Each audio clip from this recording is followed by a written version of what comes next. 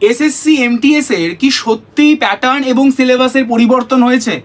এসএসসির এমটিএসে কি আমরা বাংলা ভাষায় পরীক্ষা দিতে পারবো? এই নিয়ে কিন্তু অনেক বিতর্ক ছিল, কিন্তু না, 2025-এর যে এসএসসি এমটিএস যেটা নোটিফিকেশন বেরিয়েছে সেখানে বলেই দেওয়া হয়েছে যে হিন্দি এবং ইংলিশ ছাড়াও আরও 13টা রিজিওনাল ল্যাঙ্গুয়েজও কিন্তু পরীক্ষা দিতে পারবে। অর্থাৎ তোমরা যারা বাঙালি, বাংলা ভাষাতেও কিন্তু পরীক্ষা হবে। আর যদি প্যাটার্নের কথা বলো, প্যাটার্ন কিন্তু সেই আগের মতোই রাখা, অর্থাৎ নিউমেরিক্যাল এবিলিটি, ম্যাথামেটিক্যাল এবিলিটি, মানে 20টা প্রশ্ন এবং যার জন্য 60 নম্বর কিন্তু বরাদ্দ, এবং সেশন 2-তে রয়েছে জেনারেল অ্যাওয়ারনেস এবং ইংলিশ, 25টা প্রশ্নের জন্য 75 নম্বর কিন্তু বরাদ্দ। তো সব মিলিয়ে মোট আমাদের কিন্তু 45 মিনিট এবং 45 মিনিট হয়ে যাচ্ছে আমাদের সময়।